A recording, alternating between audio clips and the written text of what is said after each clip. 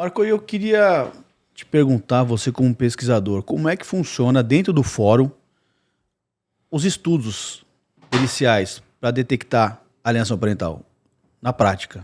Hoje nós temos uma linha que diz que o estudo para detectar alienação parental deve ser feito por uma perícia técnica. E nessa linha, nós temos a responsabilidade técnica da banca psicossocial detectar a alienação parental. A banca psicossocial é formada por um psicólogo, uma psicóloga e um assistente social, uma assistente social, quer seja homem ou mulher.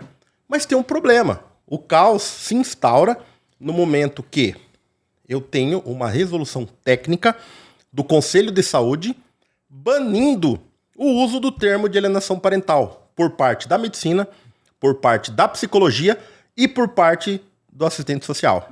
Veja, se eu tenho dentro do sistema jurídico uma perícia que é para detectar a alienação parental, mas o Conselho de Saúde obriga as diferentes áreas de saúde a não utilizar esse termo, voltou para quem? No colo do juiz. Aí o juiz fica, o juiz primeiro grau, certo, do judiciário, ele fica na corda bamba. Por quê? O juiz de primeiro grau, ele tá pensando também na sua carreira. Qual que é o grande ápice de um juiz de primeiro grau? Chegar a um cargo de desembargador, construir uma carreira sólida, sem ter polêmicas que manchem a sua imagem. Na sequência, eu tenho um caos instaurado, porque quem deve determinar a alienação parental segundo o jurídico, o ordenamento jurídico, é uma perícia. Mas essa perícia está impedida de falar de alienação parental, Paiva. Me explica. É bizarro isso. Não é bizarro, é maluco. Eu tenho ali a sequência de detectar alienação parental por profissionais, muitas vezes, com uma má formação. O assistente social vem de qual universidade, qual faculdade, como que é essa formação? A psicologia em si, qual que é o método? Qual que é a estrutura científica de ela analisar? Não tem nada sólido, concreto.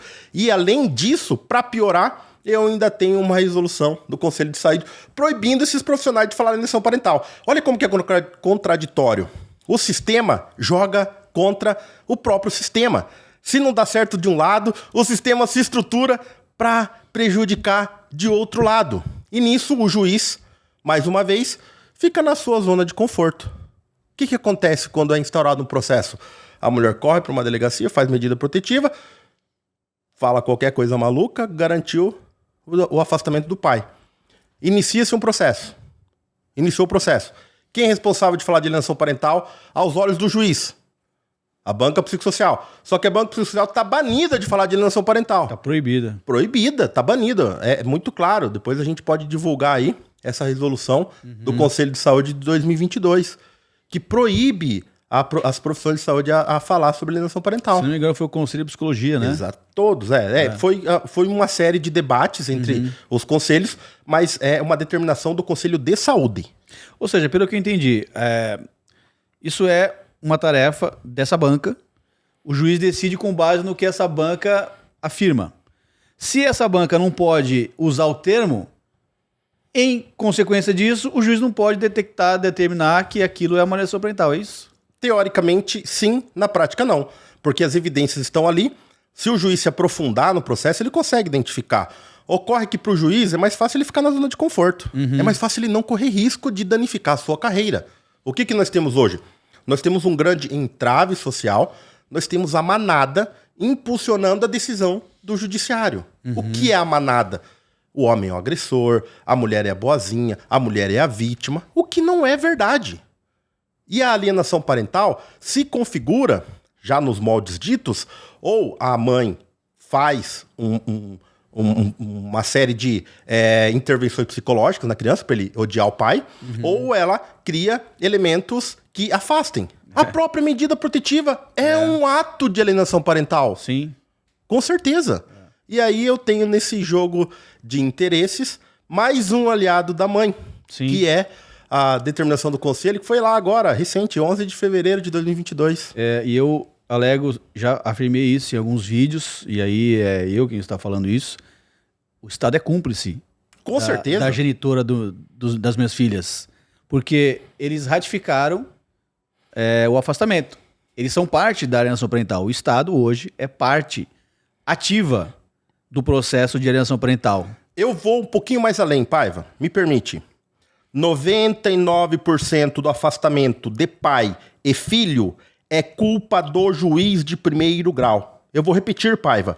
99% da alienação parental que se instaura hoje nos tribunais e na vida social de todas as pessoas, 99% é culpa do juiz de primeiro grau. Por que eu afirmo isso?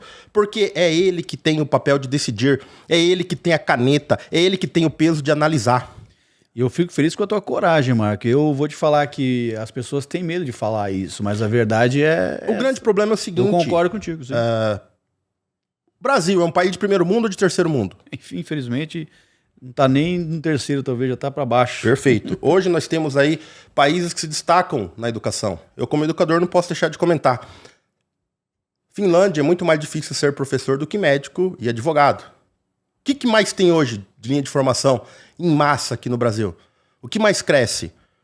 É o advogado. Futuro juiz, futuro desembargador e tudo mais. As pessoas têm medo de juiz. As pessoas têm medo, não considerando que ele é um servidor público. Ele está ali para servir. Quem paga o salário do juiz é você, Paiva. É isso aí. É eu. É toda a comunidade que está sendo violentada por decisões sem nenhum tipo de análise. Professor, e uma sensação que eu tenho é que esse temor que as pessoas têm de falar, de comentar sobre as falhas judiciais,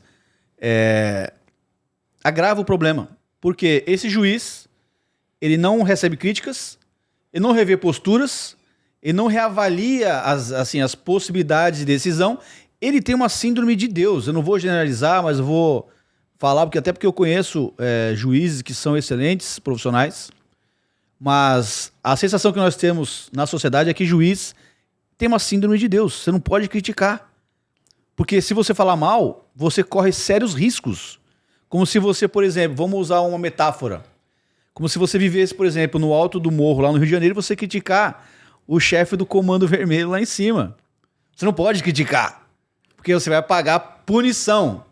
Não que os juízes sejam, né, como aqueles líderes do Comando Vermelho. Tá, senhor juiz? Não vai ficar com raiva de mim. Mas avalia, raciocina.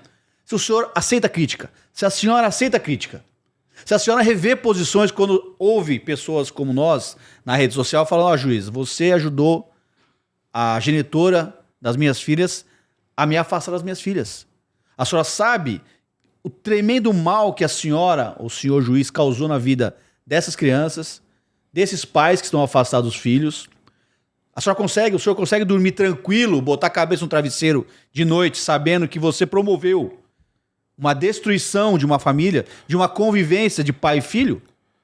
Fica a pergunta. O grande detalhe, Paiva, é que o juiz de primeiro grau, ele está na linha de frente. Ele é a ponta da lança. Uhum. Ele conduz todo o processo. Se tiver um erro no início do processo, esse erro vai durar por muito tempo.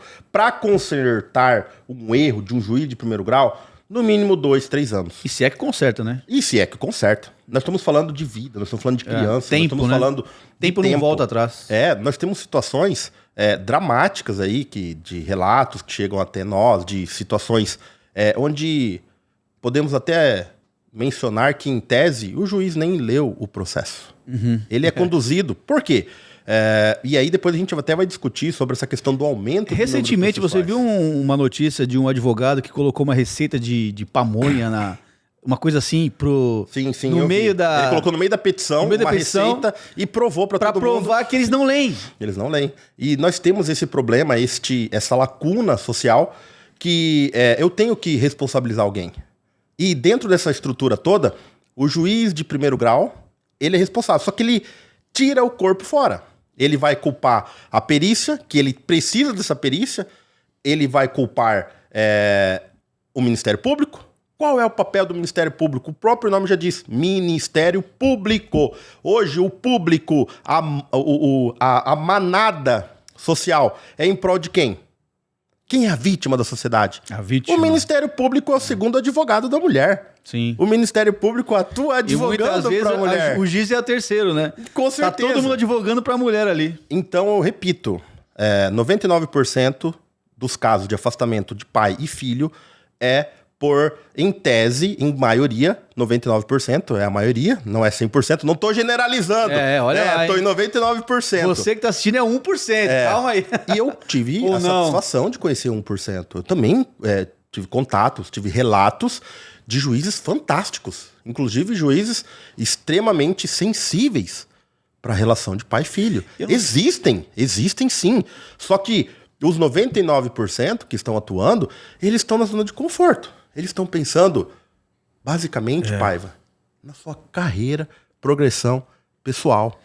E aqui eu queria te fazer uma pergunta, professor. Eu não sei se o senhor acompanhou recentemente uma decisão judicial de uma juíza, eu acho que é de primeira instância também, condenando um humorista a 8 anos por piadas proferidas no palco. E eu não sei se o senhor acompanhou a consequência social disso. Por isso que eu amo o Brasil, os brasileiros e os memes. Começaram a fazer meme com a juíza. Fazer piada da juíza que pediu cadeia para um humorista. O que o senhor acha disso? Nós temos hoje, infelizmente, uma incompetência jurídica enorme. Nós temos hoje magistrados que não estão estudando, não estão aprofundando, não estão pesquisando. E eu falo isso com relação às varas de família e aos casos que a gente tem acesso. Depois eu vou trazer um exemplo de um juiz que visitou uma casa, que ele visitou os envolvidos, a mãe, as crianças. É o que a gente espera, né? Conheço a história. Com o crescimento de processos, hoje é como se fosse uma bolsa de valores. Toda hora cai um número. Só que as pessoas esquecem que atrás do número de processo existe uma vida, existe uma criança. Existe um pai que às vezes fica afastado 2 anos e 6 meses por uma falsa denúncia. Falta estudo, falta intelectualidade dos magistrados em lidar com uma situação tão sensível como essa. E agora eu vou fazer uma provocação, professor. O senhor fugiu da pergunta. A juíza, no caso, que condenou um humorista ter sido publicamente exposta, o senhor acha que talvez seria uma solução para o problema? Não que eu estou incentivando isso, mas como eles estão preocupados com a carreira e ao serem expostos em decisões, no mínimo, questionáveis, será que isso não seria o caminho para talvez esses juízes começarem a reverter e aí sim estudar o processo para valer ou não? Com certeza. Nós temos aí a divulgação, por exemplo, a OAB. A OAB, quando condena um advogado, ela lança no edital. Lançou no edital depois de um crivo, né? Agora, tornar a imagem de um juiz antes de uma análise profunda, em tese, todo mundo é inocente até que se prove o contrário. Até o juiz. Em tese, sim. E ele responde como qualquer outra pessoa. Só que a sociedade não entende isso. A sociedade acha que um juiz Mas as pessoas têm medo. As pessoas têm medo de questionar, de denunciar juiz. Porque pensa bem, se você já foi condenado por esse juiz, eu vou te denunciar para o teu órgão superior que vai te investigar. As pessoas sabem que isso geralmente vai agravar o problema dela. Exatamente. O sistema, ele tende a blindar o sistema. Sim. Isso é fato. Então, talvez o senhor ache que expor o juiz vai agravar o problema da pessoa. Depende. Nós temos que ter muita consciência. Se a pessoa está rolando o processo em segredo de justiça, se ela tem provas evidentes, se ela consegue materializar uma denúncia, tem que expor dentro de uma consequência com provas analíticas. E, volto a repetir, em tese, todos são inocentes até que se prove o contrário. Agora, o que aconteceu com os memes que criaram dessa juíza, as brincadeiras que fizeram, pode ser que daqui a pouco os juízes de vara de família sejam alvos disso. E eles têm que ficar atentos a isso. Porque é uma pressão enorme, existe uma busca de encontrar um culpado para o que está acontecendo no fato de alienação parental. Nada impede para que daqui a pouco a comunidade comece a se reunir, comece a se organizar para divulgar, transformando eles nos verdadeiros alienadores. Em memes sociais, porque a preocupação do juiz, como o senhor afirma, é com a carreira, e quando você se transforma em piada pública, né, isso abala a carreira, né, o futuro Paiva, vamos lá. profissional desse juiz, né? Sabe qual que é a diferença de Deus pro juiz? Você sabe me dizer? Não. É que Deus tem certeza que não é juiz, tá? É claro que abala. Os magistrados, até os advogados, eles têm um brilho, uma certa vaidade. E é comum. Eles têm, além de tudo, são chamados de doutores. Por Aqui uma no questão... Brasil eu sou autoridade. Eu sou Exatamente. autoridade. Por uma questão que veio lá do início da nossa colonização, da implementação da primeira universidade de direito, que determina esse cargo de doutor. Não vejo problema nisso. Eles estão à frente, responsáveis. Mas com o mérito vem a responsabilidade. Sim. Com o prestígio vem a credibilidade. E Um trabalho trabalhando... bem feito vai trazer credibilidade. Trabalhando em vara de família, nós temos que ter os juízes, todos os atores envolvidos, tem que ser espetacular. Já imaginou um juiz que é separado da mulher, que teve uma vida lá bem delicada, e ele tá atuando uma vara de família? Será que ele vai ser imparcial? Eu te pergunto. Pois é. Assim, Imagina uma juíza que trabalha em vara de família. é. E essa juíza sofreu traição pela babá. Isso é exposto. Além disso, Professor. vou colocar um pouquinho mais de pimenta. Aham. Ela ainda teve que pagar pensão pro ex-marido. Então veja, ela foi traída por uma babá da casa e depois ela teve que pagar pensão pro ex-marido. Essa juíza vai atuar de forma imparcial? A tendência é não. Por trás de um juiz tem o quê, Paiva? É um ser humano, né? Um ser humano propício a erros, propício a vaidades, propício à vingança, propício a fazer justiça, às vezes, com as próprias mãos. Sim. Então, temos que ter um crivo, temos que ter uma seleção, temos que ter...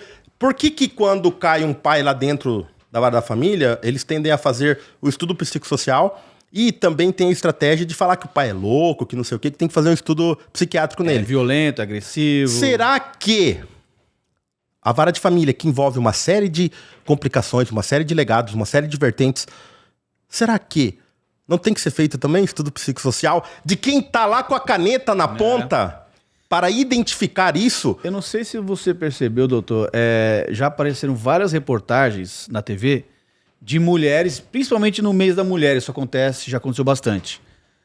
A mídia vai entrevistar, por exemplo, uma mulher que se tornou juíza Certo. ou delegada. Ela mesma já assume na reportagem o seguinte: olha, eu quando era criança eu via minha mãe apanhar e eu estudei direito para defender mulheres. Você acha que essa mulher vai ser parcial ou imparcial? Obviamente que ela vai ter um lado. Ela vai sentar na tua frente, lembrando daquela criança interior dela, vendo a mãe apanhar. É triste isso, nós não estamos incentivando isso. Mas perceba que ela vai tomar decisões, sim, enviesadas. Não vamos aqui dizer que todas são assim, mas a maioria, ela assume. Eu estou aqui para defender mulher, para proteger mulher. Esta juíza, e aí eu falando, não vai ser imparcial. Exatamente. Ela vai ser completamente parcial para a mulher. E o homem já está condenado antes de sentar, a bundinha dele naquela cadeira em frente a ela. Infelizmente, Paiva, é uma realidade que se apresenta. Eu vejo também uma falta de preparo dos magistrados que atuam em vara de família, os estudos e a própria história da lei, da alienação parental. Logo ali na sequência, nós tivemos um documentário muito famoso, que chama-se A Morte Inventada. A morte do pai, a morte que a mãe inventa e outros cenários aí. Tem um juiz muito espetacular que ele faz um comentário maravilhoso no meio desse documentário. Ele diz que, na dúvida, não separa. Na dúvida, coloca dispositivos, coloca para ser feita uma visita assistida. Tem elementos para garantir essa convivência. O problema é que hoje virou tudo o contrário, uma... Na dúvida, afasta. Hoje virou Ctrl-C, Ctrl-V, é padrão, é receita de bolo. A mulher entra na delegacia, pega a medida protetiva, sobe na vara de família. Uma medida protetiva dentro da vara de família faz um estrago, porque a vara de família, com todo respeito, Sim. ela é infantilizada. A vara de família, ela é infantilizada. Não tem um arcabouço de estudo, não tem pesquisa, não tem leitura profunda do que está acontecendo na sociedade hoje. Por que eu comecei falando que a mulher é também uma vítima? Porque é loucura. Ela tá ali imaginando alguma coisa, ela entra com essa questão da medida protetiva na vara criminal, e aí vem o advogado, vamos lançar, vamos punir, vamos se vingar. Lançou na vara da família uma medida protetiva, faz o regaço, faz o estrago. E se precisar, incrementam mais itens, mais temperos para dificultar a relação do pai com a criança. E usando um termo que o senhor usou há pouco aí atrás, é uma zona de conforto total, tanto para o delegado, porque assim, ele tá quase que proibido de entregar. Vamos lá, Paiva, me desculpa interromper. Quero dar os parabéns especial pro delegado Vitor Becker. O Vitor Becker é um delegado lá do Rio de Janeiro, acompanho, sigo ele. É um pesquisador também. O que aconteceu? Chegou uma mulher lá fazendo teatrinho, contando que tinha sido vítima de agressão. E essa inteligência emocional, esse rastreio, esse faro investigativo, porque a Polícia Civil tem esse papel, dele, né? É investigar. Sim. Ele viu que tinha alguma coisa errada. Então a mulher chegou lá se colocando como vítima, eu sou vítima, não sei o quê, começou a fazer um teatro. O Vitor Becker, um abraço pra você, Vitor, muito respeitado o seu trabalho aí, foi investigar profundamente e viu que era ao contrário. A mulher de vítima se tornou real e foi presa. Pô, que maravilha. Tá acontecendo já. Tá acontecendo. Isso é importante, é importantíssimo salientar e parabenizar os bons profissionais. Com certeza. Porque, infelizmente, a maioria, e aqui eu digo até por experiência do que eu vejo, de relatos que eu recebo, o delegado tira o dele da reta. A delegada geralmente tira, assim, automaticamente o dela da reta e dá a protetiva. Ela assume aquela narrativa da mulher vítima. Então, seja um profissional ou uma profissional que, de fato, atenda a sociedade de maneira adequada, correta. Investigue. O seu trabalho, delegado, delegada, é investigar. Seja corajoso. Eu sei que muitas vezes, muitos querem manter o trabalho deles só e deu. Aí eles pensam o seguinte, professor, o relato que eu ouço, tá? Olha, na dúvida, não sabemos se esse cara vai ou não vai bater nessa mulher. Dá a protetiva, porque depois se o cara bater, eu tô garantido. Então, é uma zona de conforto que foi gerada para o investigador também. E poucos, como o Vitor, né, que você falou? Vitor Becker. Delegado Vitor Becker.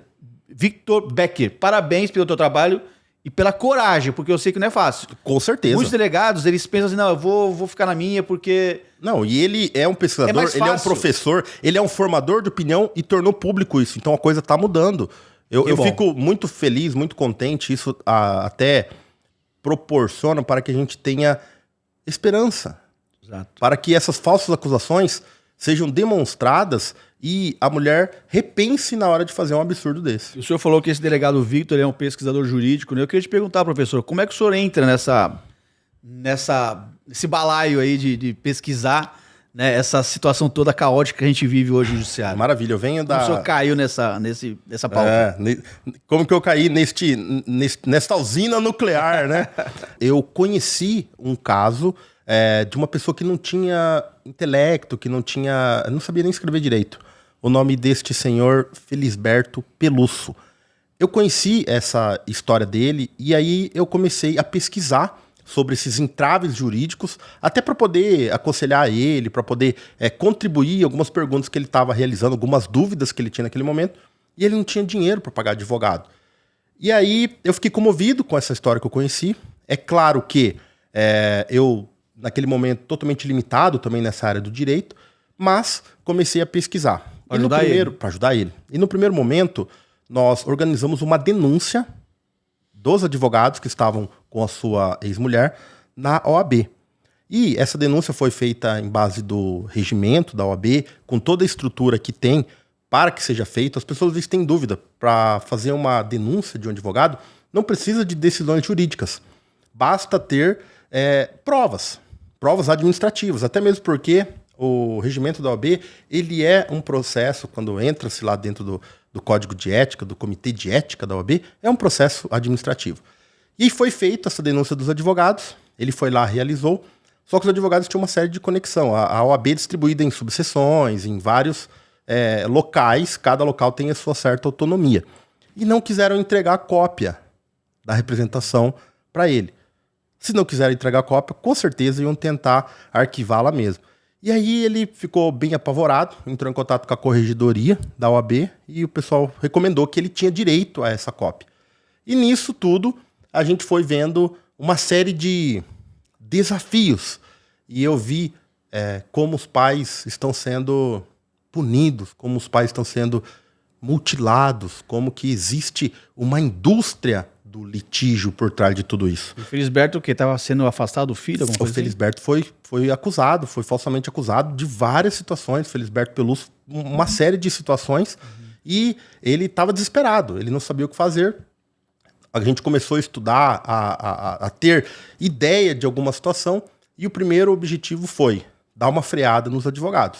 Porque os advogados estavam demais, estavam inventando uma série de coisas contra ele. Ele estava apavorado, ele não sabia o que fazer. Entendi. Então você se comoveu com um caso real. Sim, foi aí que eu caí nessa usina nuclear, pai. Você veio parar nessa pauta polêmica. E aí eu conheci os seus vídeos, eu fui conhecendo outras estruturas no decorrer do tempo.